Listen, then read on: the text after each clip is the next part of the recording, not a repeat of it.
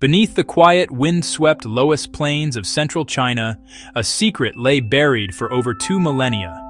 Here, under fields of persimmon, pomegranate, the earth held its breath. For centuries, farmers tilled this soil, unknowingly walking above an empire of silence, a vast and motionless legion waiting in the dark. It is a place where history is not found in books, but is held captive in the very ground itself. The wind whispers across the land, carrying stories of dynasties and emperors. But the greatest story of all remained untold, sealed in the deep, patient earth, waiting for the flicker of torchlight and the touch of a human hand.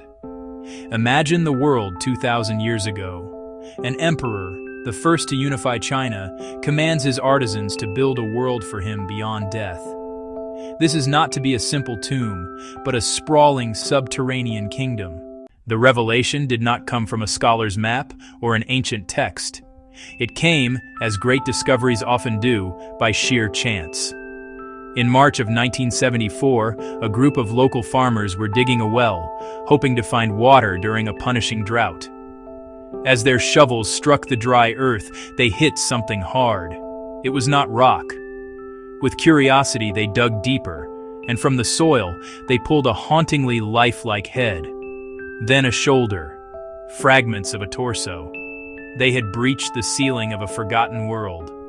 The man behind this subterranean marvel was Qin Shi Huang, the first emperor of a unified China, a ruler of immense ambition, power, paranoia. He standardized weights, measures, currency, and connected his empire with a network of roads. But his greatest obsession was not with the world of the living, it was with cheating death. He dispatched expeditions in search of an elixir of life. When his quest proved fruitless, he turned to another plan, to recreate his empire in the afterlife. He would not enter the next world alone and vulnerable.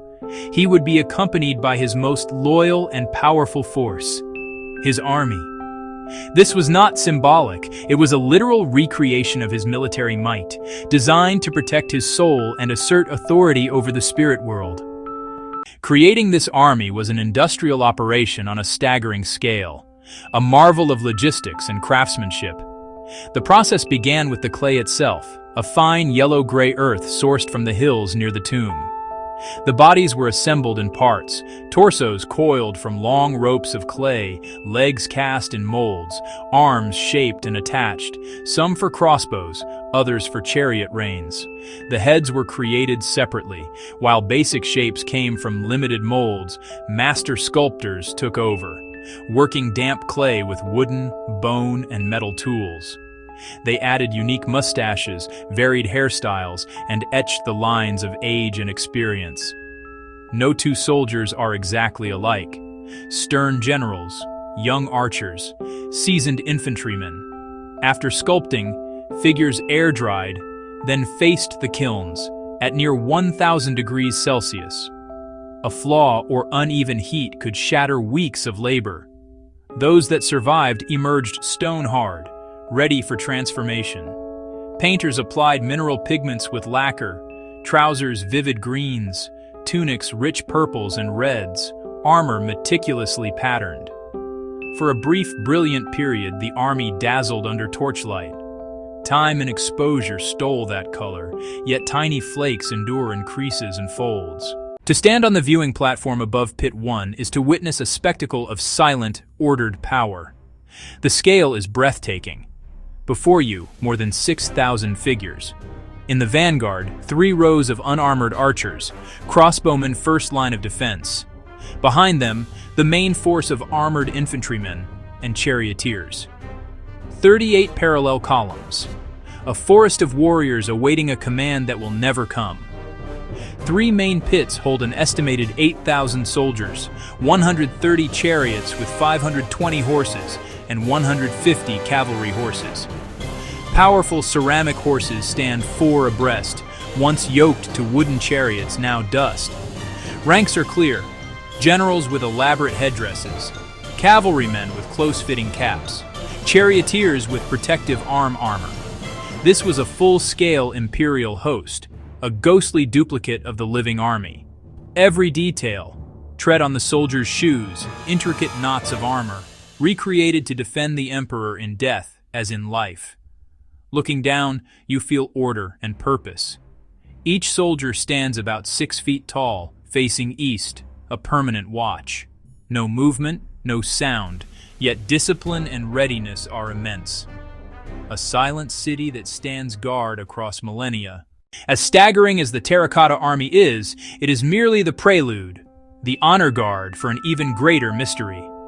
About a mile to the west lies a pyramid-shaped mound, 76 meters high. Beneath it rests the still unsealed tomb of Emperor Qin Shi Huang. For all the wonders unearthed, the emperor's final resting place remains untouched, protected by respect for the dead and by fear of what may be lost without the right technology. Ancient texts, especially Sima Qian's account, describe a vast underground palace, a replica of his domain, with a ceiling mapping the heavens, adorned with pearls and gems for sun, moon, and stars. A floor that is a topographic map of the empire. He wrote of rivers and seas of flowing mercury, mimicking China's great waterways. Yellow River, Yangtze. Once dismissed as legend, modern tests show abnormally high mercury concentrations, in patterns roughly matching those rivers, lending astonishing credibility. Mercury would simulate waters and create a toxic deterrent. More than that, exposure threatens priceless artifacts. Silks, lacquered objects, fragile organics preserved oxygen-free. The tomb waits for a future when we can enter without destroying it. Today, the site is a place of delicate, patient work.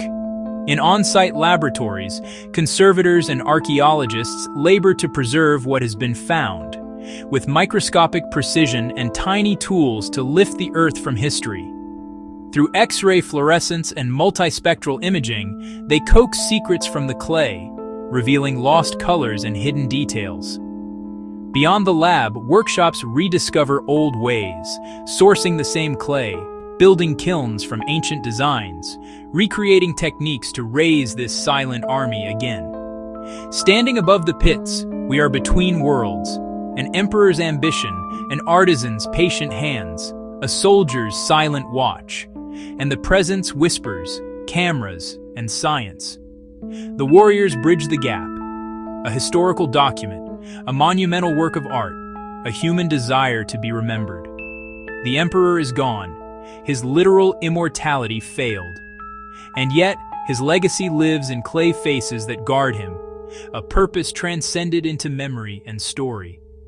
They no longer guard a man, they guard a memory, a moment in the grand sweep of human history. These figures, crafted from common earth, have achieved a form of immortality their master never could, an eternal watch that continues to this day.